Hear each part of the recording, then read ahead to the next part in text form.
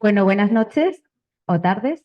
Tenemos con nosotros hoy a Marc Parera, Marcos, Marcos Parera, que estudió en la Escuela Técnica Superior de Arquitectura de La Salle, acabó en el año 2010 y un año después, en 2011, tras ganar el Europan de la transformación de la ciudad de Dubrovnik en Croacia, cofundó Mesura con otros socios, donde actualmente es director creativo y lidera proyectos tanto en España como en el extranjero, tanto públicos como privados, en Argelia, no, en Arabia, ¿no? En la India también.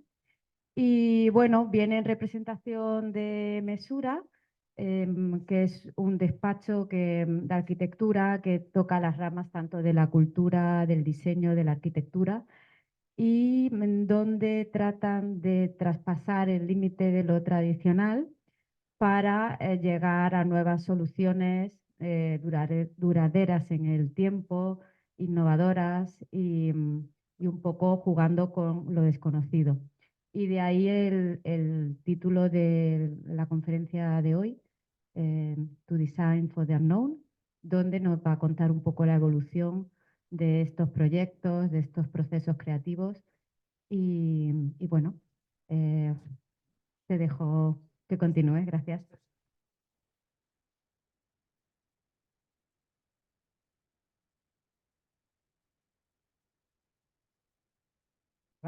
¿Ahora? ¿Ahora? Sí, sí, ahora no. Sí. Muchas gracias por la presentación.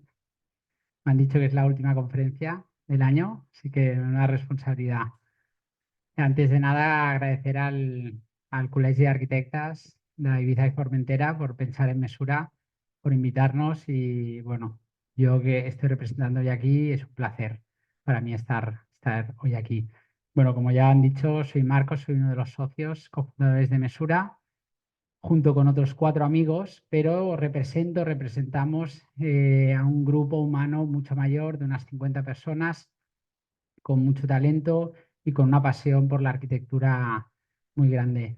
Lo que hemos traído hoy aquí, en lugar de entrar en 2 o 3 proyectos con más profundidad, es un poco diferente y la idea es dar una visión un poco más holística de lo que es Mesura y poder entender a dónde vamos, de dónde venimos, quiénes somos y de esta manera intentar contextualizar también un poco los proyectos. Así que espero en el rato que tenemos, que es, ¿no?, una horeta o algo así, poder transmitir el pequeño universo que es Mesura. Más que un despacho de arquitectura, nosotros nos gusta definir Mesura como un enfoque creativo guiado por lo desconocido que intenta dar con soluciones intuitivas y duraderas en el tiempo dentro de la arquitectura, del diseño y más allá. To Design for the Unknown es una frase, diseñar para lo desconocido es una frase que nos la tenemos con nosotros desde hace bastantes años y creo que al principio es fruto de ese futuro un poco incierto y luego ha formado parte de alguna manera de impulsarnos en nuevos retos, de darnos un poco ese punto de positividad, de intentar tirar adelante retos bastante desconocidos. Lo podríamos resumir para nosotros en 3 puntos. El primero es el de la búsqueda. Nos inspira esta insaciable búsqueda por el aprender, el descubrir, el conocer. Una vez estaba en una charla escuchando a Pachi Mangado y me anoté una respuesta que me gustó mucho, que le preguntaron qué es la arquitectura y él la definió como síntesis y creación a través del conocimiento. Y creo que este punto explica un poco eso, ¿no? Para nosotros cada proyecto es una puerta que se abre para investigar, para conocer y creo que es muy bonito también perderse incluso en este proceso. El segundo sería el de el crear. Esta búsqueda de lo desconocido creo que tiene que ir ligada con esta experimentación y fomentar esta curiosidad y esta creatividad. Y el tercero sería el del cambio. abrazar el cambio, abrazar lo inesperado, pero también ser agente de cambio. Nosotros lo decimos mucho internamente, nos lo repetimos, que creemos mucho en el poder transformador de la arquitectura, creemos mucho en este poder de transformar desde vidas, desde una familia, una ciudad, a incluso, ¿por qué no?, el planeta. Pero es imposible, creo que entender Mesura sin entender el contexto en el que nace. Seguramente os sonará a todos que sois arquitectos. 2006, sector inmobiliario español construye lo mismo que Alemania, Francia e Inglaterra juntos, ¿no? Esta frase, la verdad es que es, bueno, eso da un poco de miedo hasta decirla. Yo y mis socios somos una generación que ha estudiado la carrera en pleno boom. En este gráfico que veis justo, ¿no?, en esta maravillosa parte de aquí arriba, donde casi se nos prometía un sueño. Y es una generación que sale 2009, 2010 y un poco ese sueño que se prometía desaparece de golpe. Mesura nace en 2010, con lo cual, bueno, pues imaginaros, ¿no? Ningún tipo de sentido en aquel momento, pero surge pues sin planificar en un viaje que hacemos a visitar obras de Le Corbusier y tuvimos la suerte de dormir 2 noches en La Tourette. Y bueno, pues una de estas noches ocurrió una conversación entre los 5 donde de manera pues muy genuina decidimos unir fuerzas e intentar perseguir este sueño que era hacer arquitectura. Hay una pregunta que nos hizo hace años la Universidad de Oporto y la llevamos siempre ahí en la cabeza porque era muy abierta, pero bueno, nos gusta mucho, que fue, nos preguntaron qué lleva Mesura en los bolsillos o qué carga, no sé si alguien sabe portugués, yo no, pero más o menos viene a decir esto, ¿no? ¿Qué lleváis en los bolsillos? Y respondimos que llevamos el peso de unas mayores recesiones que ha vivido el sector, una crisis, y es la que ha dado los valores o los fundamentos de Mesura. Probablemente Mesura nace en otro momento y estoy convencido que es diferente porque no es un proyecto que se haya de alguna manera planificado ni ideado para nada. Y en este caso nos dio los valores del respeto, de la moderación, de hacer las cosas con mesura, pero también del trabajo en equipo. Creo que se está viendo un cambio de paradigma en la arquitectura donde se ven muchos estudios que hay 3, 4 o 5, quizá, bueno, antes lo comentabas que ya 5 nos hemos pasado, pero creo que es un cambio que se está viendo y creo que forma parte de una generación que entiende que hay que unir fuerzas, que hay que saber trabajar en equipo. En nuestro caso, fue un proceso de aprender también de apartar un poco el ego a un lado y empezar, pues, bueno, pues eso, ¿no? A unir fuerzas entre los 5. Y luego el último valor sería para mí la sincera escucha, y sincera como en mayúsculas, la sincera escucha de las personas y el lugar. También nos encontrábamos algo que nos sorprendía en ese momento, em, que incluso la gente, si podía esquivar la figura del arquitecto, pues casi que era un favor, ¿no? Y a nosotros nos chocaba mucho. Y algo que tenemos, creo que muy integrado dentro de los valores de Mesura, es realmente escuchar desde el principio y como parte inicial del proyecto. Por lo tanto, bueno, la evolución es un estudio que lógicamente pues va madurando, vamos cambiando. Lo que hoy os explico, quizá en un año o en 2 es diferente porque vamos, yo creo que evolucionando es la palabra. Mesura arranca el nombre en sí arranca en 2015, aquí no aparece, pero del 2011 al 2015 no teníamos ni nombre porque no sabíamos, no es que no supiéramos, pero no había esa reflexión previa de cómo nos llamábamos, con lo cual hay 4 años como del primer hito, digamos, que es directamente sin nombre. En 2015 es la primera vez que nos sentamos y hay esa primera reflexión de intentar definir una actitud que creíamos que nos definía, y en ese caso pues fue Mesura, y junto con Teddy Iborra, que nos ayudó a hacer un poco toda la imagen de Mesura en aquel momento. 4 años más tarde nos sentamos con Folk para evolucionar un poco la marca, y siempre ahora aquí veis como cambios a nivel de imagen, pero que parecen superfluos, pero detrás de cada evolución de la marca ha habido una reflexión de varios meses de sentarnos y realmente hacernos preguntas. En este caso fue empezar a hacernos preguntas de definirnos, ¿no?, a nosotros mismos, y si ya es difícil definirse a uno mismo, pues imaginaos definir a 5 o definir una visión o alinearse, ¿no?, en una visión. Y yo creo que aquí fue cuando 2019 empezamos con ese primer ejercicio, que luego, 4 años más tarde, parece que sean como hitos de 4 o 5 años, ahora de aquí nada, de aquí muy poco, pues también ha habido una evolución donde hemos seguido reflexionando un poco sobre esas preguntas, y de aquí pues muy poco, creo que es pues en enero, saldrá lo que es una evolución de la visión de Mesura, que creo que cada vez más, y quizás por esta exploración que nos gusta siempre más allá de la arquitectura, que nos da esta visión, o nos está dando esta visión transdisciplinar de las cosas, donde vemos estas infinitas posibilidades que tiene no solo la arquitectura, sino el arte, la cultura. Son disciplinas que para nosotros se nutren mucho de lo mismo. Y en el estudio intentamos que existan también este tipo de rutinas o este tipo de actividades. Ahora estamos empezando a, a cambiar esta escala de las cosas y también atrevernos con la parte de objetos. Y creo que, bueno, para nosotros es muy interesante porque nos permite colaborar con artistas, nutrirnos de su proceso creativo, incluso también pues de los espacios que proyectamos, proyectar los objetos que hay dentro de ellos.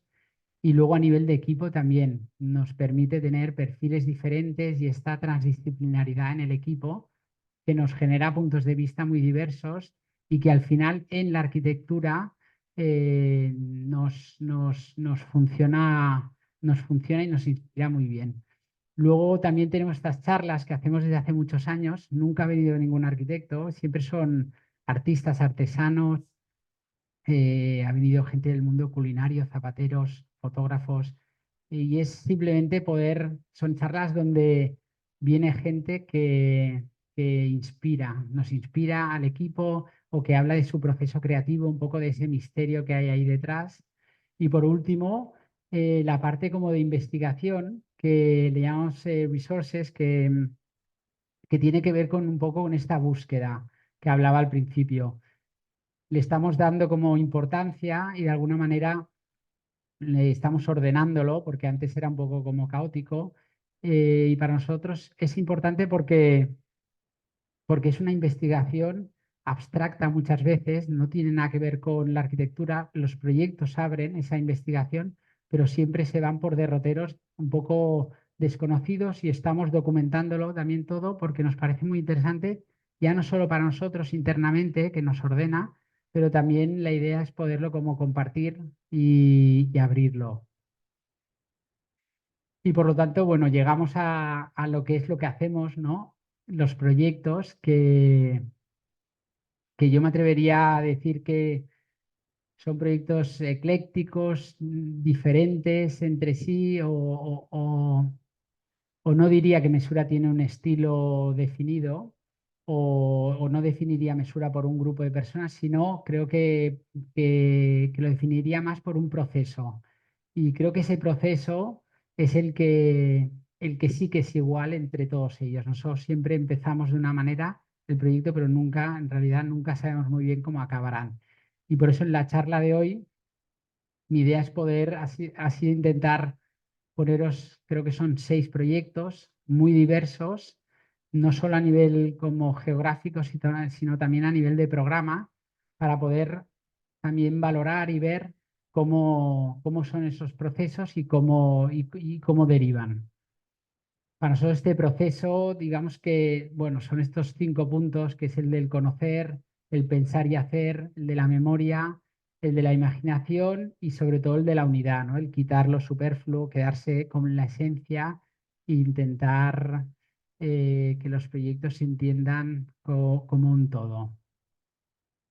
Vamos con el primero, arrancaremos con uno que es en la ciudad de Barcelona y es una reforma interior, que es Basto Gallery. Es un proyecto que está publicado, luego veremos algunos que no están publicados, pero este es uno de estos proyectos donde un buen cliente creo que hace quizá el 50% o más del proyecto. Y este caso es un buen cliente, es una pareja joven que tiene una galería de arte y que el briefing que nos dieron inicial era una frase, que era queremos una casa galería y queremos una habitación solo.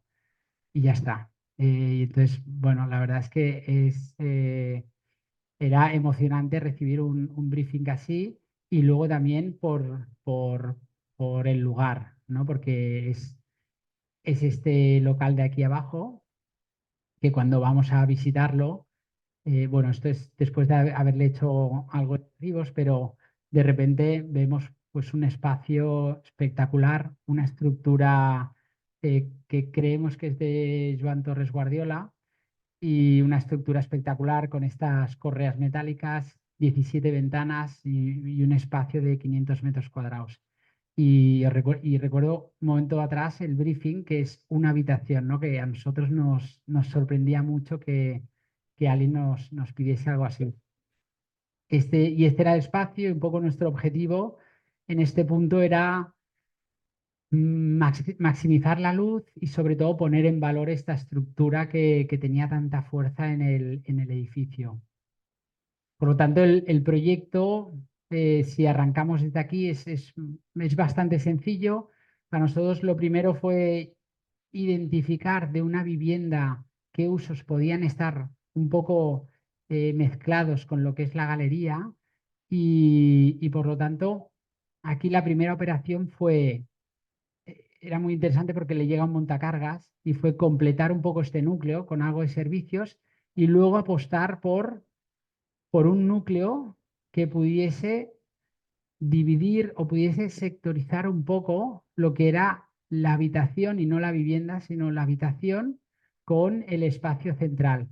Y luego aquí lo que veis son los elementos como fijos que nosotros los entendíamos como parte prácticamente unitaria de la galería, como es la cocina, la mesa del comedor, la bañera y la cama. En el siguiente veis, bueno, se ve un poco flojo, pero son los elementos como efímeros, como era el escritorio, los sofás, la mesa del recibidor, las sillas que veréis que no existen prácticamente, y el último era la galería, que aquí, bueno, eh, hay lo de Pachá que yo creo que es un pequeño guiño a donde estamos hoy.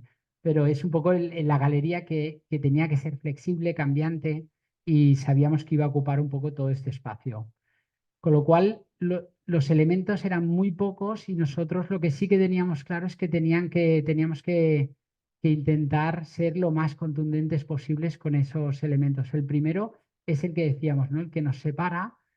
Justo aquí, derecha e izquierda, está integrado aquí los muebles de cocina altos y ahí almacenaje.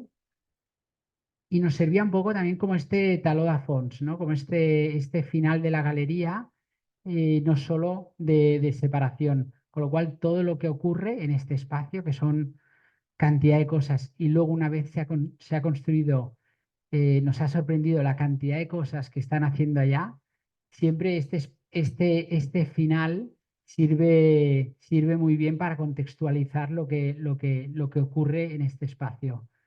Por otro lado, la mesa del comedor fue una mesa que decidimos diseñar nosotros porque pasaban muchas cosas. Por un lado, para nosotros formaba parte de esta galería, tenía que tener unas dimensiones que creíamos que que era importante que estuvieran proporcionadas con el espacio y luego paralelamente también el cliente estaba muy interesado en una vez al mes o dos veces al mes organizar como cenas con mucha gente. Y entonces a partir de ahí decidimos que debía de ser un elemento fijo, un elemento que formase parte de esta galería. Yo cada vez que lo he visitado la ves también muy diferente. La última vez pues era como una exposición de libros que tenían allá encima. Y si os fijáis, estas tienen 3 sillas únicamente y no tienen más. Y es muy curioso porque cuando montan estas cenas siempre alquilan sillas porque ellos realmente lo consideran como parte de la galería y, y bueno, y es una anécdota que me parece divertida.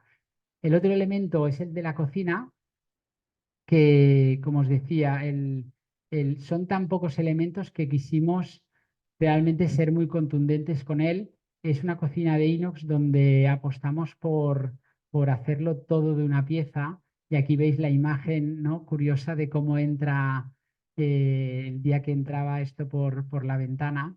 Y puede parecer un capricho el que no haya ninguna junta, pero para nosotros contextualizamos mucho todo el rato los únicos 3 elementos que estábamos haciendo y que debían de ser lo más contundentes y simples posibles. Y luego, bueno, algunas fotos donde reflejas, bueno, en los espacios más efímeros. Nunca he visto los sofás puestos de la misma manera. Cada vez que he ido los ponen diferentes y creo que también es algo como muy divertido del espacio o la bañera, que también pues, son todo elementos desescalados que en cierta manera ocurren cosas que son, creo que son atractivas, que puede ser que haya alguien en la zona de la galería y puede ser que haya alguien duchándose o cambiándose o que de repente la galería, normalmente si hay un evento está todo abierto, ¿no? Con lo cual la bañera formaba parte para nosotros también de este elemento. Y bueno, y como os decía, la mesa, que ha sido pues un poco parte de lo que se explicaba antes, ¿no? De esta exploración, de intentar también diseñar.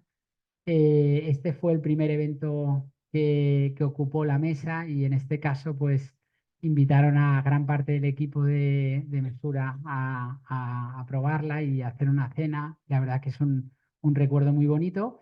Y luego, por otro lado, quería explicaros sobre otra prueba que se hizo en este proyecto, donde en esa estábamos diseñándola nosotros y en otra lo que se nos ocurrió es, ¿por qué no?, colaborar con un artista para la mesa de centro de los sofás.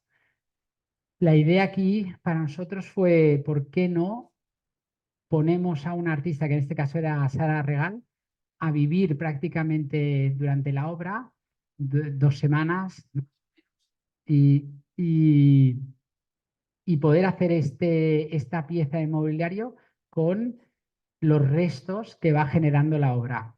Y bueno, este vídeo lo pasaré un poco más adelante porque es muy largo, pero lo que creo que fue muy interesante es cómo ella, con este briefing durante la obra, con el constructor por allá, como al principio era todo un poco más frío y lo veían como si eso fuese, no sé, como un ovni que estaba ocurriendo allá.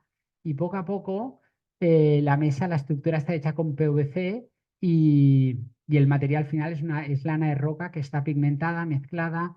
Y era muy interesante porque quien más sabía de esos materiales eran el propio constructor que estaba por ahí. Y como al principio, pues Sara estaba ella más sola en ese proceso y luego más adelante, no sé si sale aquí, lo pasaré adelante porque es que es muy largo, pero cómo se iban involucrando como si fueran casi consultores de estos materiales y bueno, y acabó que, bueno, aquí creo que esta define muy bien y acabó el proceso con todos ellos súper involucrados y al final con una relación del material y el artista muy, muy estrecha y al final acabó en esta pieza que nos pareció el proceso tan emocionante que quisimos como cerrar un poco el círculo de este proyecto, generando un set de 12 piezas más con el mismo hilo conductor de los desechos de la obra, y al final en nuestro propio proyecto poder exponer esas piezas. Y bueno, y junto con Basto pues organizamos un evento y al final pues de alguna manera cerramos, creo, como un círculo muy bonito de un proyecto que a priori pues era simplemente una reforma interior. Como última anécdota también, justo cuando se estaba acabando, se quedaron embarazados, que fue una de las preguntas que durante el proyecto siempre hacíamos. Bueno, es una habitación, pero ¿y si el día de mañana? No, no pasa nada. Y entonces, bueno, ahora se está diseñando la habitación del bebé, serán como unos biombos móviles y será una habitación pues que irá moviéndose también con el espacio y veremos a ver cómo va.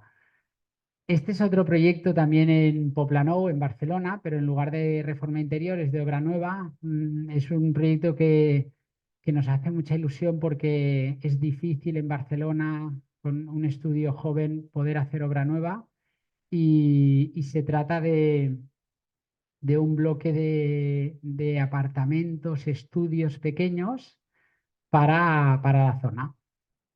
Entonces, como decía, es Poblenou. Poblenou tiene estas raíces industriales, pero también es un barrio que cada vez más está ocupado por el sector creativo, artista, joven, incluso las tecnológicas, startups también están por la zona. Es un barrio que está como adquiriendo de alguna manera una nueva identidad, aunque siempre pues tiene muy presente esa raíz.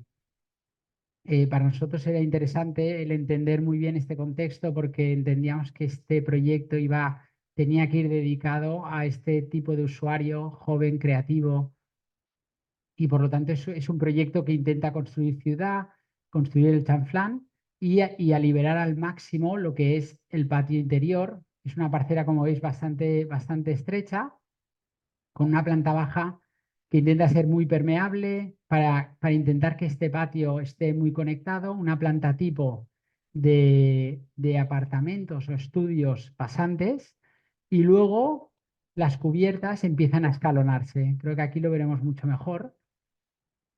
Es un proyecto que intenta, a pesar de que los espacios son pequeños, los de los estudios, intenta dotar de los usos comunes con cierto lujo, como son el escalonado de estas tres cubiertas, que cada una tiene un uso común. La de abajo es el comedor, la del medio son huertos y la de arriba es una pequeña piscina también para tomar el sol. Y luego, si os fijáis, la circulación que empieza desde el patio interior es la que conecta directamente con la primera terraza y va subiendo. Y esto era porque entendíamos que la gente acabaría apropiándose del apartamento, de la pasera que tienes justo ahí, y que era muy interesante también poder desvincular lo que es la circulación más del día a día, casi como pública, directamente a la terraza. Es un pequeño inventario de la maqueta, pero sirve para explicar que la estructura del proyecto es bastante sencilla. Es una estructura portante de pilares que va a extremos de cada fachada para intentar dotar de la máxima flexibilidad posible. Entendemos que este edificio pues variará de usos o puede evolucionar de diferentes maneras, y creo que siempre es bonito pensar la arquitectura a 200, 300, 400 años. Es decir, pasarán cosas muy diversas, y en cambio los cerramientos estaban más pensados a nivel cerámico, tanto divisorias como cerramientos de fachada. Por lo tanto, son como estas dos capas que de alguna manera nos interesaba a nivel de estructura exterior poder reflejar de alguna manera esta identidad del Poblenou, este ritmo industrial, mientras que el otro cerramiento puede ser muy cambiante. Y luego el contraste también de la circulación vertical, con esta ligereza, con este contraste versus la estructura principal del edificio. De aquí nos vamos a un proyecto también de obra nueva, pero en lugar de en Barcelona, de nuestra primera aventura fuera de España, que en este caso es en la ciudad de Jeddah, en Arabia. Y esta es una casa que le tenemos, bueno, le tenemos mucho, mucho cariño porque duró 5 años y fue un proceso duro, pero ahora que ha pasado lo recordamos como una aventura espectacular a nivel personal y profesional. Jeddah, y en general yo diría Arabia, pero Jeddah tiene una luz mágica, tiene una luz que es algo espectacular con esta neblina que siempre se pone y es algo que rebota en la arquitectura de una manera diferente aquí. Jeddah tiene una ciudad antigua que es Al-Balad, que bueno, es preciosa. Creo que en 2014 la ha protegido UNESCO porque se está prácticamente cayendo. Y bueno, la verdad es que es una de las maravillas que tiene Arabia. Es de piedra de coral del Mar Rojo. Y yo sobre todo quería hablar no tanto del proyecto en sí, sino sobre todo del proceso que ha sido esta casa, porque más allá del resultado final, que lo podemos valorar y lo podemos juzgar, pero esta casa lo que ha sido 5 años de conversación con esta persona, con este cliente, que somos muy buenos amigos, y su familia, donde tenían una visión de realmente cambiar el modo en el que se vive o la casa típica de ahí, que es mucho más cerrada, pero, pero es verdad que nos encontrábamos con una cultura muy arraigada, ¿no? en su cabeza y por lo tanto creo que esta casa lo que es, de alguna manera, es como un punto medio, donde depende el año, ese punto ha estado como quizá más cerca de nuestra visión, a veces un poco más alejada y más cerca de la suya. Y creo que después de 5 años se trata de simplemente pues un punto en común, un punto medio, tras muchas horas de conversar. Por lo tanto, bueno, de una casa típica tradicional de ahí, que son casas como encerradas con un patio central, o lo que veis aquí, que es directamente el entorno inmediato de la casa, que son casas que quizás han hecho hace 3, 4, 5 años, pero que también son casas que no aportan absolutamente nada, que están muy cerradas y, y- y son familias que suelen vivir mucho en casa y a nosotros nos chocaba mucho el hecho de que teníamos que conseguir poder cambiar ese modo de vida y un poco, nada, el esquema de la casa es una L. Es una L que intenta maximizar al máximo el espacio exterior. Era un solar muy complejo porque por los metros cuadrados de casa proporcionalmente te quedaba poco espacio exterior y bueno, y hay un ejercicio de intentar maximizar al máximo y abrir la casa mucho a este espacio. La conversación no solo está en el proyecto, es decir, os podéis imaginar, la conversación está también en los 3 años o 2 años y pico de construcción con el COVID de por medio, porque ya no solo es la conversación con el cliente, es la conversación con el constructor. Construyen de manera muy diferente, quizá no en grandes obras, pero en cosas más privadas o más pequeñas se construye muy diferente y entonces ha sido como también, fue encontrar como puntos en común donde nosotros teníamos que aprender muchísimas cosas de cómo se hacían las cosas allá y ellos, por su lado, bueno, nos dedicábamos a dibujar mucho en obra, que fue un proceso muy, muy divertido. Bueno, hay mil anécdotas de esta obra, pero hay mil anécdotas. La verdad que una que me hace mucha gracia son las camas de pladur que se hacían, porque ahí hay horas que no se trabaja, lógicamente, porque quizás estás a 45 grados o 48 grados. Y, y bueno, eran visitas de obra donde salías, imaginaros, ¿no? Empapado. Y luego también el nivel freático en Jeddah, que tienes nada, tienes al lado el mar Aquí lo teníamos, creo que era a 2,7 o 2,8. Y, y bueno, como siempre, ¿no? Ley de Murphy, cuando se estaba, porque la casa tiene todo un sótano bastante grande, cuando se estaba haciendo en Jeddah no llueve nunca, o sea, nunca es, históricamente te dicen 3 días al año. Bueno, pues durante el momento de hacer el sótano, bueno, cayó los diluvios que no habían caído en 100 años.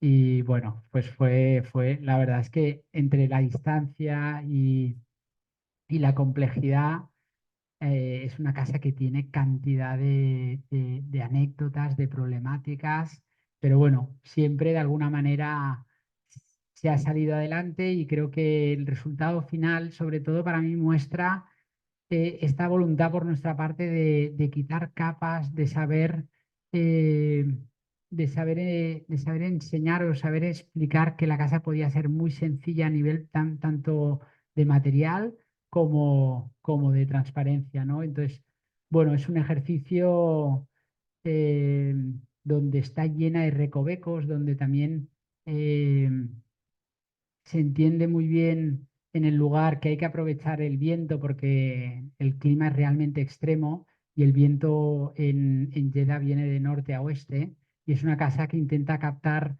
con estos pequeños pasos que luego ahora los veremos mejor. Hay cantidad de estos pasillos exteriores que por ahí ventila de una manera bueno, que es espectacular, y una de las manías que tiene este cliente es que a él le gusta mucho caminar, y alguna de las cosas del briefing era: yo quiero dar vueltas caminando en la casa porque es cuando pienso. Entonces la casa, bueno, tiene una manera de caminarla siempre por estos pasillos más angostos que, bueno, que es divertido. Y luego es cosas como tan sencillas para nosotros desdibujar este interior y exterior, pero que para ellos realmente es revolucionario. Y cada vez que viajo a Jeddah, siempre voy ahí a tomarme un té con la familia, y te das cuenta de lo que la casa ha conseguido cambiar la manera de vivir de la familia que tienen 5 hijos, y luego lo agradecidos también que están los hijos. Y es algo, bueno, es una experiencia para mí a nivel personal, espectacular. Y este es un pequeño vídeo que lo intenta un poco resumir o reflejar.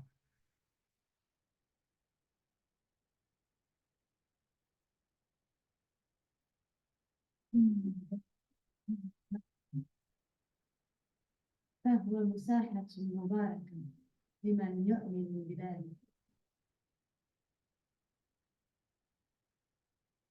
ولم يكشف المنزل عن ذاته في البداية، كما هو مخطط له لساكنه من خلال التقاليد والتقاليد.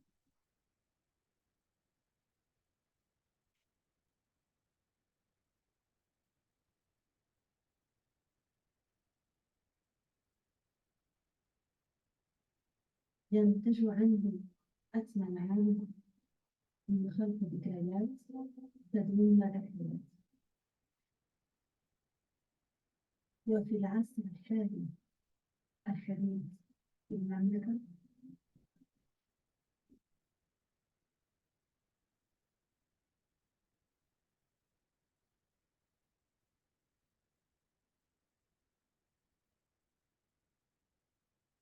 تظهر الرغبة في الانفتاح وتغيير وجهات النظر عن النمط التقليدي بيت تحت النور سماك جدا.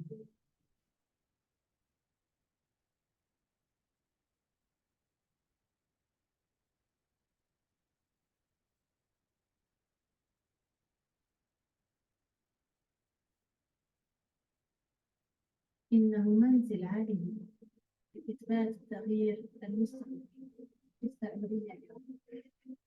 Esta imagen es divertido porque para que, yo me hace mucha gracia porque te das cuenta, de lo que os hablaba de este punto medio. una vez se había acabado la casa y a pesar de que ese punto se había encontrado, fijaros la cantidad de vegetación que puso el cliente y creo que de alguna manera es porque todavía eh, tiene o tenía en este momento como esa inseguridad de intentar protegerse, ¿no? Y es una imagen bueno, que me gusta porque define muy bien lo que, lo que ha sido ese proceso de idas y venidas y, ¿no? Y ves toda esa vegetación que no tiene mucho sentido porque es exagerada, pero forma parte de alguien que creo que se ha como ha traspasado un poco como los límites de lo que imaginaba y de alguna manera pues ponía esa protección. Siguiendo en Arabia, ahora nos iremos hacia el norte, que no sé si conocéis, es el desierto de Alula, que si no lo conocéis, os recomiendo que miréis o leáis cosas sobre Alula, es espectacular, es un lugar mágico y os enseñaré ahora tres proyectos que son diferentes. Este es un museo, el siguiente es un estudio de grabación y luego una casa. En este quizá nos extendemos un pelín más, pero los dos serán más rápidos. Y este es el primer viaje que hacemos a Lula, donde aquí veis los nabateos, las tumbas que dejaron este lugar, que son espectaculares. La investigación, bueno, que hubo detrás de entender lo que supuso la ruta del incienso para la península arábica, que sirvió para abrir mucho la cultura e intercambiar. Y luego, bueno, el lugar, ya os digo, las fotos incluso no hacen ni justicia. Es un lugar espectacular con estas rocas rojizas de otro planeta, con un oasis, un palmeral gigante. Y, y bueno, nosotros la verdad es que nos impactó mucho porque no lo conocíamos. El proyecto está justo en el centro de, digamos, como Alula tiene esta ciudad antigua que se puede visitar, se puede caminar, es una pasada, y que es justa esta de aquí. Y el proyecto estaba al lado, que es Al Jadida, que es como el distrito que le llaman ahora artístico, que está evolucionando un poco hacia el sector artístico, pero no tiene mucha identidad todavía. Y luego ya veis como todo el oasis o lo que ellos le llaman el wadi, que es todo el palmeral que va atravesando todas estas formaciones rocosas. El proyecto se sitúa justo aquí, justo en el extremo, y normalmente pues la gente viene de visitar la ciudad antigua, va caminando por Al Jadida y llegas hasta aquí al final. Por lo tanto, es un proyecto que está en un vértice, en un extremo, y nosotros lo interpretábamos como cuatro elementos principales: el de las rocas rojizas, las dunas de arena, el wadi, el oasis, y el tejido urbano. Y el proyecto intentará, de alguna manera, resolver a nivel urbanístico esta conexión, ya no solo entre el tejido y el wadi, sino también con los elementos naturales de las dunas y las rocas que forman parte para nosotros de la experiencia de este lugar. Este dibujo intenta, creo que, reflejar muy bien que este museo para nosotros, o este proyecto, para nada tenía que ser un icono o sobresalir, sino todo lo contrario. Es simplemente un cruce de caminos, es un proyecto que intenta resolver urbanísticamente un problema que hay y sobre todo porque también la ruta del incienso y el museo es de la ruta del incienso. La ruta del incienso pasa por aquí, pasaba por aquí, y para nosotros es un edificio que no debería de tener una puerta de per se, sino es un sitio donde tienes que encontrarte, tienes que seguramente aprender y luego sobre todo la sala más grande está fuera en explorar. Y bueno, este es un plano un poco abstracto, pero lo que intenta reflejar es como las dos comunicaciones que entendíamos que tenía este lugar. Por un lado, pero lo voy a parar para que no maree. Por un lado es la gente que viene de la ciudad antigua y que llega a nuestro solar, y por otro lado la gente que viene por el Wadi y llega por lo que serían los jardines del incienso, que forma parte del proyecto, con lo cual todo esto sería el proyecto que intenta de alguna manera, para quien viene de la parte más urbana, lo resuelve con una plaza, y para quien viene del Wadi lo resuelve con los jardines del incienso. Y luego en el centro veréis que hay un espacio que es el único, como digamos, que quizás sobresale un poco, que es ese círculo. Y ese círculo porque nosotros entendemos que todo este cruce de caminos se resume como en dos fuerzas, una centrípeta y una centrífuga. Entendemos que el círculo podía generar como esta no jerarquía de cuál es la puerta, cuál es la salida, cuál es la entrada más importante, y podía desdibujar un poco esta jerarquía, porque para nosotros el objetivo era poder conectar, ¿no? o atraer desde cualquiera de los cuatro elementos. Por lo tanto, bueno, a nivel también de programa lo intentamos como explotar un poco. Esto en azul serían como las salas expositivas del museo, donde la primera se coloca aquí para activar mucho más la primera plaza. Luego hay una que es la que está justo relacionada con el círculo, y luego se estiran las otras dos hasta el final, y dos temporales que las intentamos también como alejar, una conectada con el jardín del incienso y luego otra con las dunas y las rocas. Por otro lado, los espacios como comunes del proyecto están mucho más vinculados a esta zona de aquí de la entrada. Y por último, espacios que estaban dotados para la comunidad, que es una parte muy importante en el programa de este proyecto. Y algunas imágenes, pues en este caso del círculo central, o la experiencia de quien viene por el oasis, por el palmeral, un poco pues el impacto que recibías del proyecto, que de alguna manera, ¿no?, confluye en ese punto, que no sabes muy bien si por ahí hay la entrada, si hay una puerta o no, y luego descubrirás lo que es el círculo, o quien viene por la parte más urbana de Al Jadida, por estas calles que son también calles angostas, irregulares, y que de repente pues alguna de ellas te lleva justo a este punto central.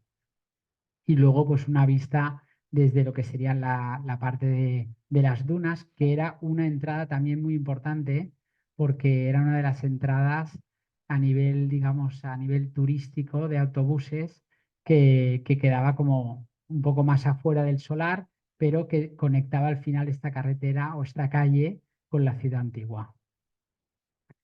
Y bueno, y finalmente pues una maqueta que creo que, bueno, intenta reflejar lo que explicaba al principio, ¿no? Un proyecto que para nosotros sería muy bonito de entender, si casi parece que ha estado ahí desde hace tiempo. Y un pequeño vídeo de alguno de los espacios. Es una de las entradas principales que entras por allá.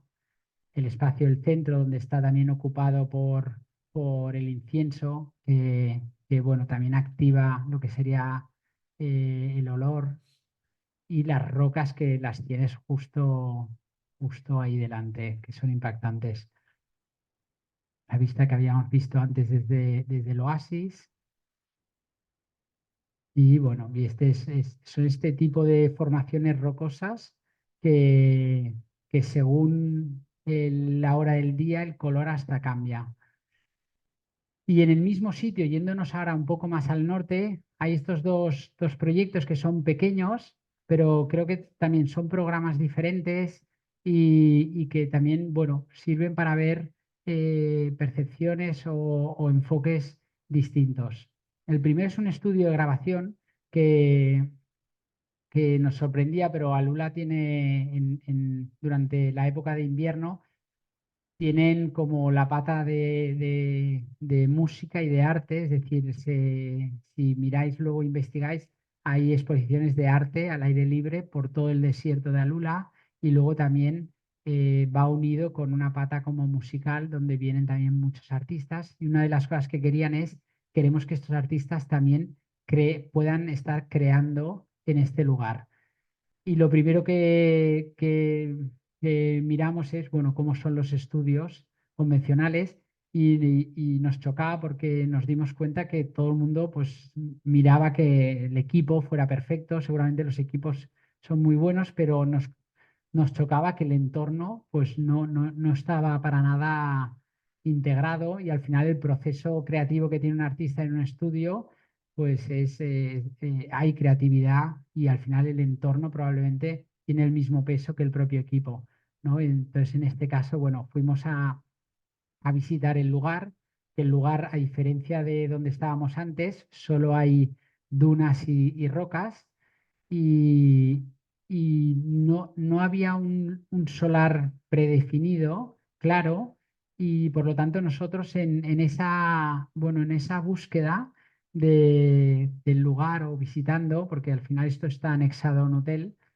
encontramos este pequeño recoveco que aquí, bueno, no lo parece, pero aquí hacían 50 grados y, y entonces uno de los planteamientos que hicimos es, entendemos que un estudio de grabación debería de estar algo aislado y debería de ser un momento bastante personal de creación, con lo cual les planteamos poder hacer este acceso por aquí detrás y utilizar este espacio entre las rocas, que aparte a nivel topográfico tenía un poco este cambio de nivel donde va subiendo las cotas y aquí arriba justo también veías como el atardecer, que nos parecía, bueno, pues un sueño, ¿no? Algo mágico.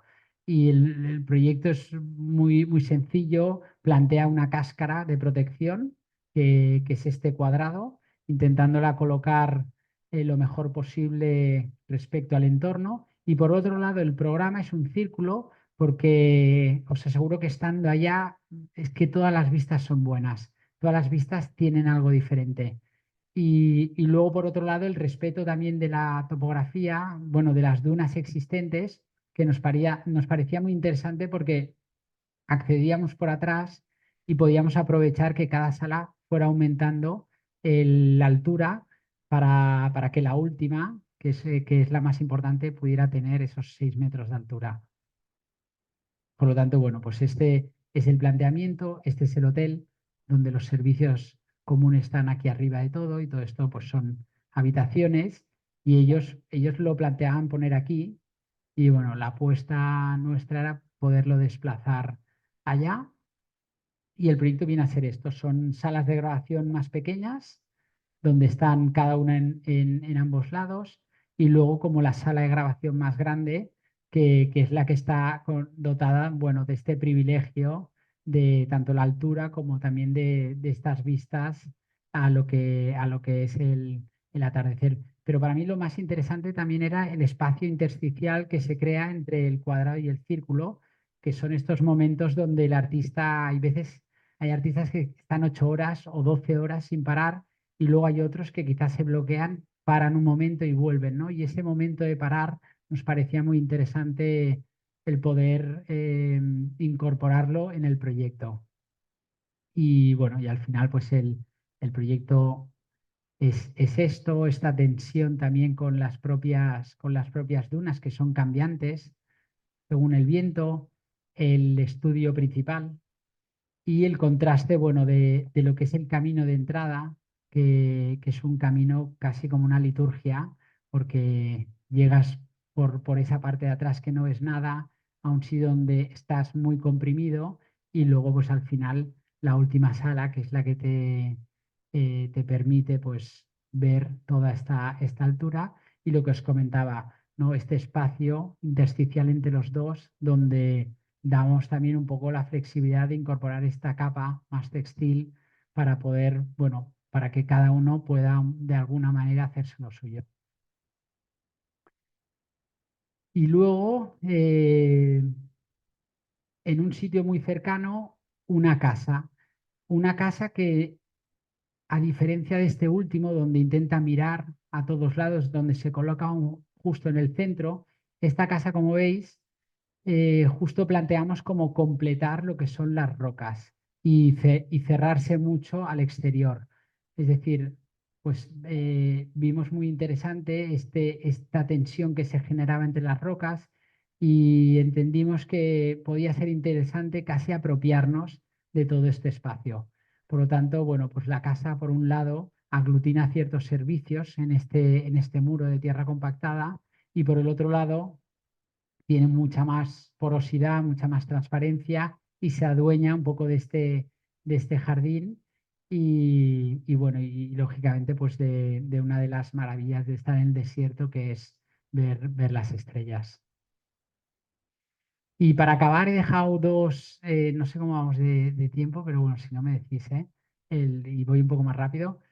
Para acabar he dejado dos proyectos que creo que de alguna manera reflejan o ejemplifican en donde estamos como muy centrados, que uno es este Museo de Arte Digital, que es un museo de unos 18.000 metros cuadrados y es un concurso que ganamos hace 3 años y os podéis imaginar el reto que ha supuesto, que supone y bueno, y que va a suponer en el futuro, pero bueno, es una aventura más dentro de Mesura y esto está en la capital de Riad, está al lado de unas ruinas que se llaman Abturaif, que son unas ruinas que, bueno, tienen un valor histórico muy importante para Arabia y la arquitectura vernacular es Nasdi y es una arquitectura de adobe, de ladrillos de barro y bueno, son unas ruinas muy, muy interesantes de visitar y el proyecto se basa mucho en ellas. Es este desarrollo de aquí, donde la mancha negra gigante es un wadi, es un oasis muy grande y el desarrollo es todo esto de aquí. El proyecto es justo este de aquí, que veis aquí pequeño, y el proyecto arranca analizando y estudiando mucho estas ruinas de Abturaif, donde, intentando resumir mucho, pero nos interesaba mucho el vacío y el lleno que se generaba en esa trama urbana que existía. Por lo tanto, estos son como todas las plantas por las que se pasó en el concurso. Luego podría añadir todas las que se han ido haciendo también en anteproyecto básico y ejecutivo, pero bueno, son interesantes porque fijaros cómo arranca el proyecto, arranca muy regular, muy ortogonal, identificando una conexión justo por aquí, que ahora lo veremos a nivel urbano, y le cuesta mucho ir, primero de todo, de repente ir adaptando esta irregularidad que es muy, muy común en la arquitectura Nasdi y cómo lo que son las salas propiamente del arte digital, que al final son como cajas, tenéis que imaginar que son como cajas negras, cajas totalmente opacas, van encontrando su lugar e incluso cada vez aquí hacia el final se va identificando un poco como esta voluntad de hacer como una plaza, hasta que al final las últimas intentan, bueno, pues reflejar la necesidad de hacer algo aquí y una también interior que ahora veremos. El proyecto al final es esto, es este de aquí y como podéis ver en el entorno, todos se apropian de un espacio interior y a nosotros nos parecía que un museo de este tamaño o que impactaba de esta manera en el urbanismo de este contexto requería de identificar una plaza de acceso, una plaza que debía de abrirse y entonces es justamente esta de aquí la que conecta también con esta calle. Luego apropiarse de una del museo, que ahora la veremos un poco mejor, que es esta de aquí, y luego hay otra muy importante que es esta de aquí. Y este plano creo que refleja como esta porosidad que contrapone mucho con la arquitectura Nasdi, que al final es una arquitectura muy pesada, muy cerrada, muy opaca, pero que para nosotros un museo necesitaba también plantear muy bien esta porosidad en planta baja. Con lo cual, como os decía, ¿no? hay esta plaza de entrada que está muy conectada con la plaza del museo, donde aquí no se ve muy bien, pero hay una topografía, hay unas escaleras y esto es así porque esta plaza, por la tarde-noche, que es cuando todo el mundo se adueña de las calles en Arabia, actúa como un poco de teatro. Todas estas cajas, toda esta volumetría acaba siendo como una proyección, una gran proyección, y esto acaba siendo como un teatro prácticamente al aire libre. Mientras que aquí arriba también se dejaba para los artistas locales emergentes, donde podían también exponer en esta zona, y nos parecía también muy interesante para poder activar esta plaza aquí arriba. A nivel estructural, bueno, ha pasado por muchas fases, pero la intención del proyecto es seguir con la arquitectura muraria vernacular de los ladrillos de barro, y las cajas, digamos, las salas de arte digital sí que se salvan con unas cerchas metálicas, pero tuvimos la oportunidad de ir a visitar unas fábricas de ladrillo de barro, que es impresionante porque se siguen cociendo al sol, y es un material con una textura increíble. Y bueno, yo os dejo aquí con una pequeña, bueno, una maqueta que hemos estado desarrollando de una de las partes del edificio, que, que a nosotros nos gusta mucho porque de alguna manera nos recuerda el reto en el que estamos, en el que estamos intentando luchar con este museo. A día de hoy estamos así, que sí, o sea, estamos ahora que arrancará la obra. Estos son como todas las infraestructuras que pasan por debajo, que es una auténtica, claro, tiene una complejidad brutal el proyecto, porque ya no es solo lo nuestro, sino también lo que pasa por debajo. Pero bueno, a día de hoy estamos ahora arrancando pues esta nueva aventura que será la obra. Y para acabar, volvemos a Barcelona y cerraremos con un proyecto de retail que es completamente diferente, pero el anterior para nosotros es muy importante porque es este cambio de escala para nosotros, que es un reto, y este es una obsesión también que tenemos, que es poner la sostenibilidad por delante de todo, quizá no tanto a nivel de innovación, pero sí que a nivel de narrativa y de sentido común. AESOP nos contacta pues hace unos meses para hacer una tienda en Barcelona. AESOP es una tienda como de cosméticos, pero que se caracteriza porque da total libertad a los arquitectos para poder hacer lo que se considere dentro de la tienda.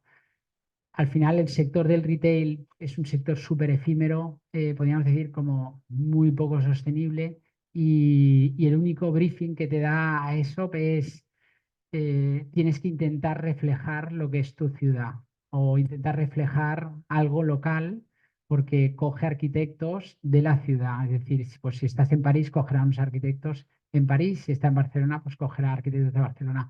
Para nosotros, un poco nuestro punto de partida fue eh, tenemos que intentar representar algo local y de una manera radical. Y nuestro punto de partida fue: vamos a reutilizar material, vamos a ver cómo hacemos para reutilizar material que sobre, o vamos a partir de esta base. Y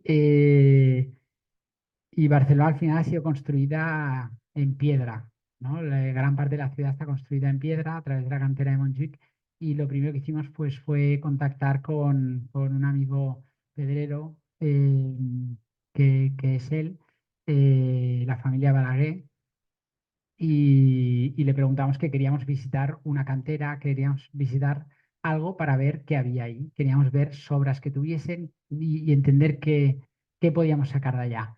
Y entonces en la primera visita la verdad que fue un espectáculo, porque para nosotros muy emocionante, porque habían sobras de la Sagrada Familia, habían piezas que pues quizá eran defectuosas, quizá habían tenido pues algún tipo de problema y las tenían abandonadas allá y claro, para nosotros fue como de repente, como todo se unió y justo entendimos que esto era lo que tenía que ser el proyecto, el recuperar piezas que tuvieran una memoria detrás.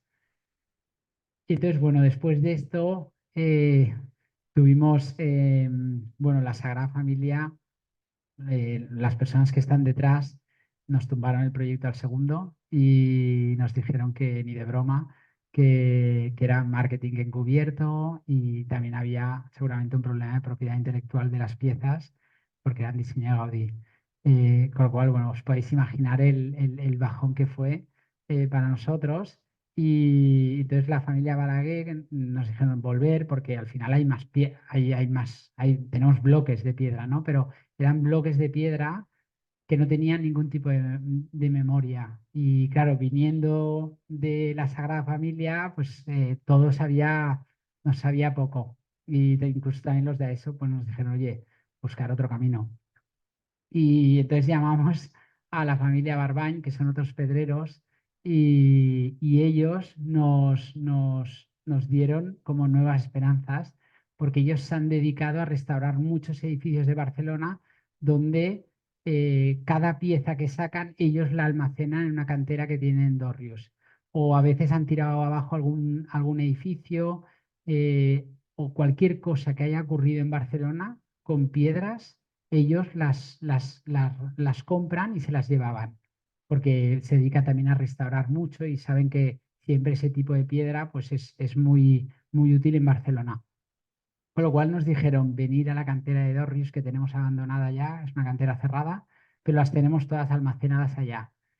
Y bueno, y ahí es donde recuperamos un poco como la energía de decir, bueno, la cantera de Montjuïc que fue cerrada, creo que, quizá me equivoco, creo que por los 50, eh, entendimos que Barcelona ha sido construida a través de la cantera de Montjuïc y pensamos, bueno, pues quizá nos hemos obsesionado ahora con la Sagrada Familia, pero Barcelona ha funcionado, que se han construido muchos proyectos emblemáticos.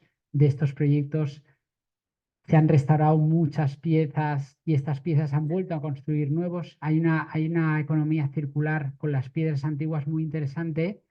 Y entonces fuimos a esta cantera y la verdad que, bueno, pues allá recuperamos una energía muy positiva con el proyecto porque empezamos a ver que tenían cantidad de piedras de edificios emblemáticos o no, pero que veíamos que todas las piedras tenían una memoria muy importante.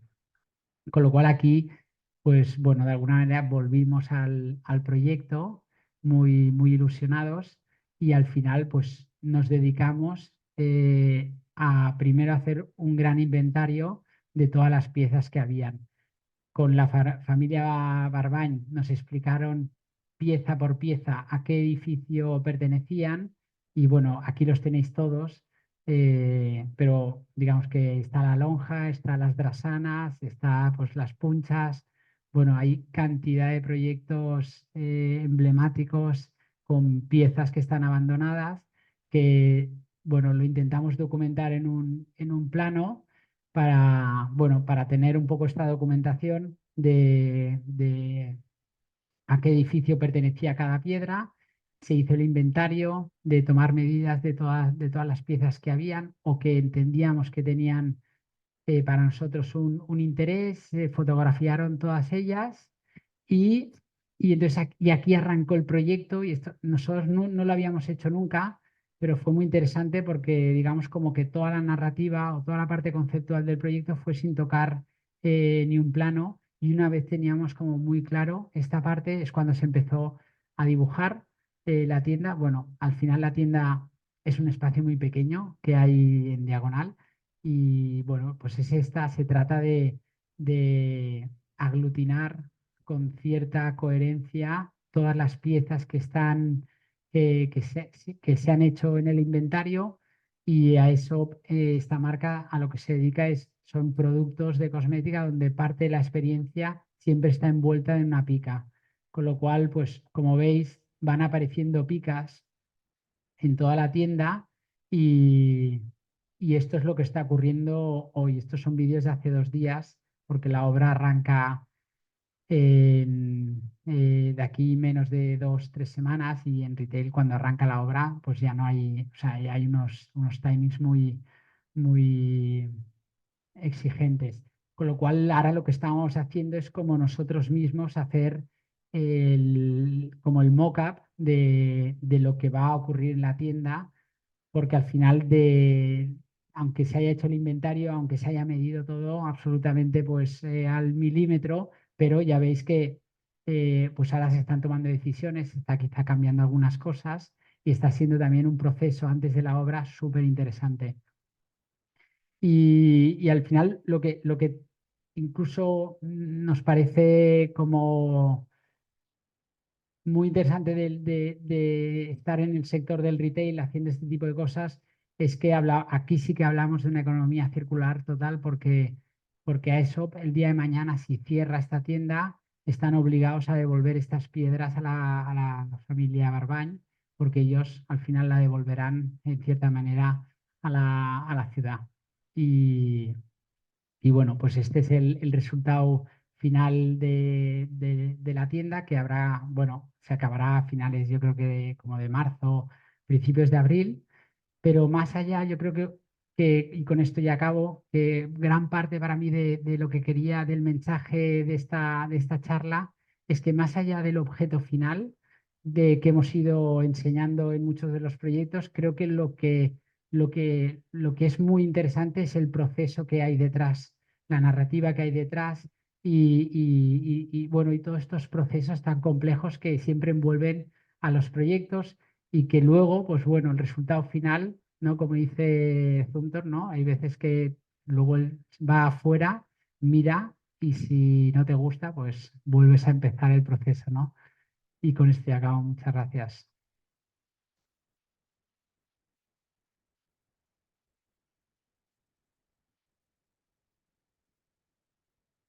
Bueno, Marcos, muchas gracias. Me ha parecido fantástico en la casa de Arabia Saudí, que enseñabas la foto de la excavación y salía el nivel freático y se veía un agua y un color, Sí, sí, que al sí. final luego es del que aparecía en la piscina o en el estanque de la casa. Y digo, mira, al final habéis recogido los mismos tonos, incluso hasta del agua de lluvia y del nivel freático, ¿no? Exacto, De allí bueno, de la porque, casa. porque básicamente claro, la piedra con la que sale esa foto del nivel freático es la misma piedra que luego se genera la piscina. Y entonces el tono, sí, correcto, es el mismo o muy parecido. Pues nada, bueno, por mi parte me ha parecido muy interesante. Iremos a Barcelona a ver la tienda ya que estará abierta y disponible. A ver si acaba así. Y no sé si alguien tiene alguna pregunta, le paso el micro para que se escuche en la grabación.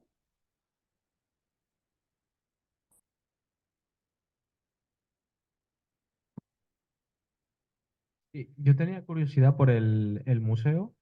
¿Cómo traduce la escala de la típica vivienda tradicional de allí a un edificio de, creo, de 18.000 metros cuadrados?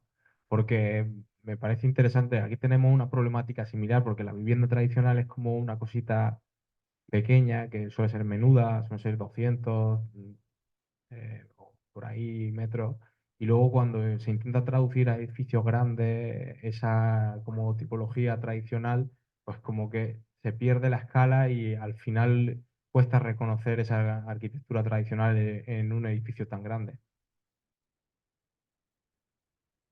Sí, aquí yo creo que sobre todo también es entender el contexto urbano, que son calles muy estrechas para la altura que tienen los edificios. Y creo que nunca tienes esa perspectiva que quizá vemos en la maqueta o en alguno de de las imágenes que veíamos. Para nosotros el gran reto ha sido sobre todo encontrar esa escala humana, tanto en planta baja como también a nivel de volumetría, rompiendo mucho ese volumen y estudiando. Yo creo que en la maqueta quizás ha sido un poco mejor, pero y que forma una parte muy importante de la arquitectura vernacular de allá. la arquitectura vernacular de allá es muy parecida a la casa payesa de aquí. Es muy aleatoria, va creciendo de manera muy irregular y, y por eso nosotros intentábamos que sobre todo las cajas de lo que son los espacios expositivos, siempre tuvieran como estos espacios que están intersticiales entre lo que son las zonas de paso a estas propias salas y poder generar, de repente, hay patios, hay espacios que quizás se comprimen mucho más y eso nos daba, bueno, un juego volumétrico que con el entorno se generan cosas interesantes. Si os fijáis, estas calles son súper angostas para la proporción que tiene en ambos lados, ¿no? Mientras, en cambio, en estas zonas de aquí es mucho más amplia y aquí es donde hay un estudio mucho más depurado de cómo encontrar esa escala a la persona que está pasando por aquí, ¿no? Que mientras que en cambio en el otro lado es completamente diferente, ¿no? Esa situación. Bueno, ha sido un trabajo muy de maqueta, de volumetría, de prueba y error y bueno, y que ha evolucionado muchísimo también.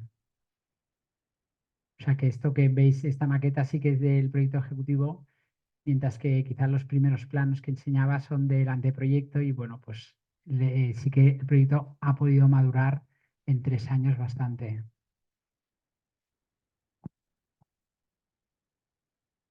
¿Nos puedes explicar un poquito o sea, no entiendo la foto de la derecha que son las... O sea, primero, ¿Está aquí? sí, el solar donde está el museo, en este momento, ¿habían edificaciones?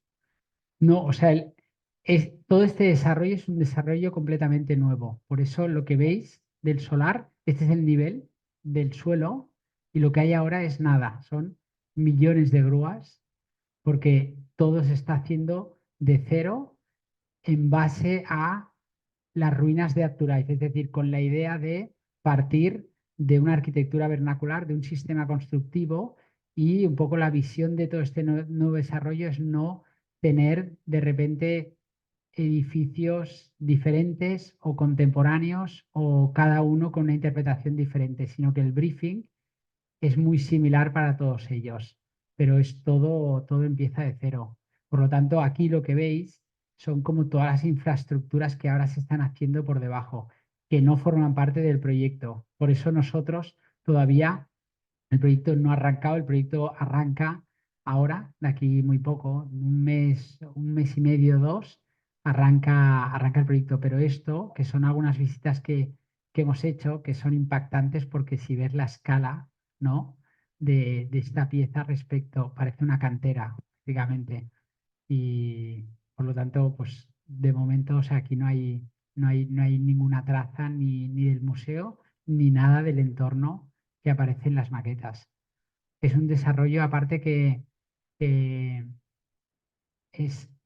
muy complejo porque son muchísimos equipos que están desarrollando simultáneamente edificios vecinos, ¿no? Y puede ser que, que este proyecto de aquí de repente pues tenga algún cambio o, quiero decir, puede ser que el entorno tenga algo cambiante que tú no controlas.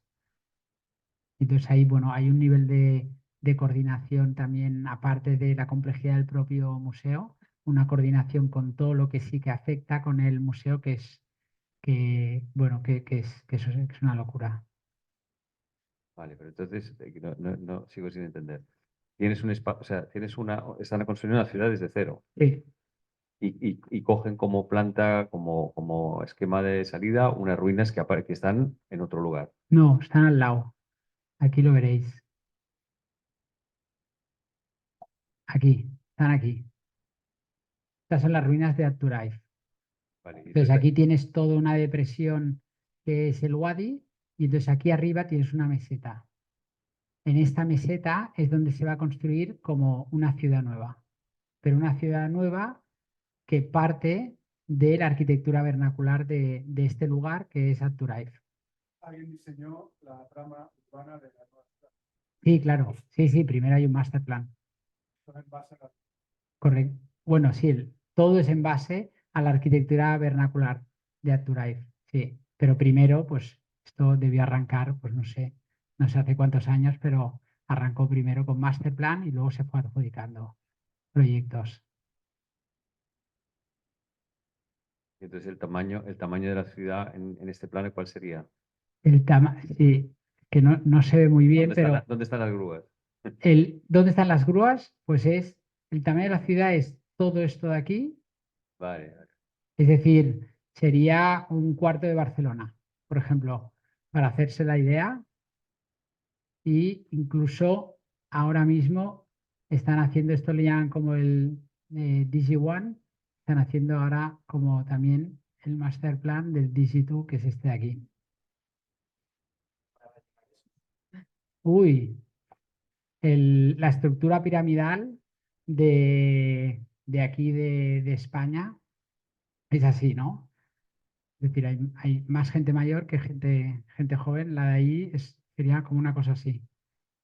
Hay mucha gente joven, mucha, mucha, mucha. Es una estructura piramidal completamente diferente. A medida que esto va subiendo, ahí tiene un problema de vivienda muy fuerte. Sí.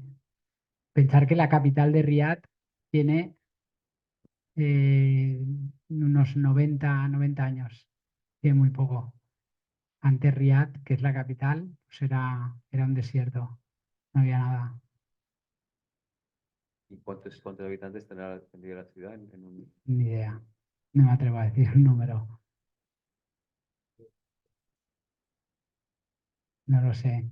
Quiero decir, este es uno de los proyectos estratégicos que tiene Arabia, que como no tiene un punto de marketing, como puede ser como lo que habréis visto de Line, Neon, esos sí que tienen, ¿no? Quizá ese enganche un poco más marketingiano, pero este es un proyecto estratégico para Arabia muy importante y es un desarrollo completamente sí, desde cero y con ese punto de vista como muy diferente a todo lo que la gente conoce, porque si NIOM es como lo más, ¿no? de innovación extremo, pues esto es todo lo contrario. De Riad estará pues o sea, Riad es una ciudad muy grande, pero estará a unos 20-30 minutos. Sí, o sea, la capital, digamos que la capital está como, es una ciudad más o menos como así, que se extiende como por aquí abajo, se va como aquí a la derecha y ahora pues se está extendiendo en esta zona, que el Wadi Hanifa es un pulmón verde que va como bajando, porque al final los wadis, digamos que ahí son mesetas que de repente tienen como depresiones y ahí es donde ha ido creciendo como todos estos palmerales y este pulmón verde que tienen bueno, en Riad y en otros lugares.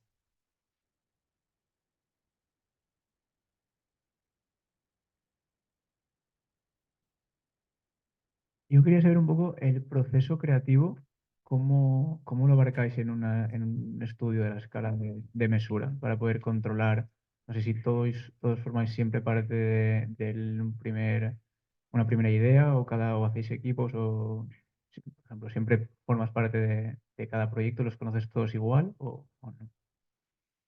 Bueno, es una buena pregunta. Es decir, o sea, para nosotros es muy importante la cultura, o sea, la cultura de mesura, los valores que os he estado explicando sobre todo al principio, porque son los que marcan un poco la pauta.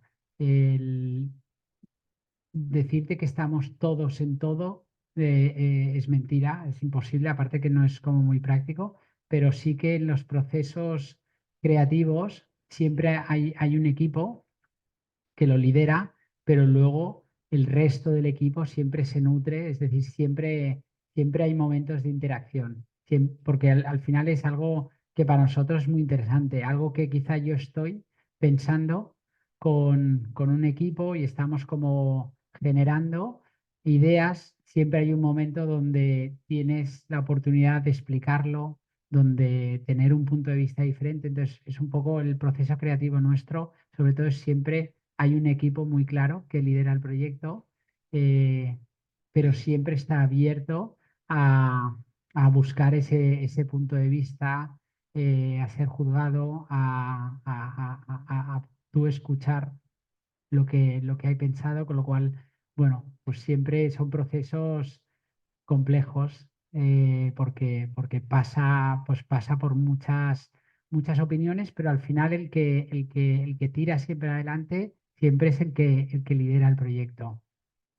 Por lo tanto, tú tienes la libertad de siempre escuchar muchas opiniones, muchos puntos de vista, que es algo como muy positivo y que forma parte un poco como de los inicios nuestros, ¿no? Los inicios nuestros, tú venías de la carrera donde solías hacer tú el proyecto, tú defenderlo casi, ¿no? Tenías que defender una idea y nosotros nos encontramos que teníamos que aprender a hacer una cosa un poco diferente y era pues a escuchar, ¿no? A valorar un poco lo que se dice y luego tú pues quizá generar, ¿no? Una conclusión a partir de eso y no tanto defender, ¿no? Lo que quizás lo que tenías pensado. Hay veces que puedes estar bloqueado y vas un momento, ¿no? Y te sientas con un equipo diferente, te desbloqueas, continúas.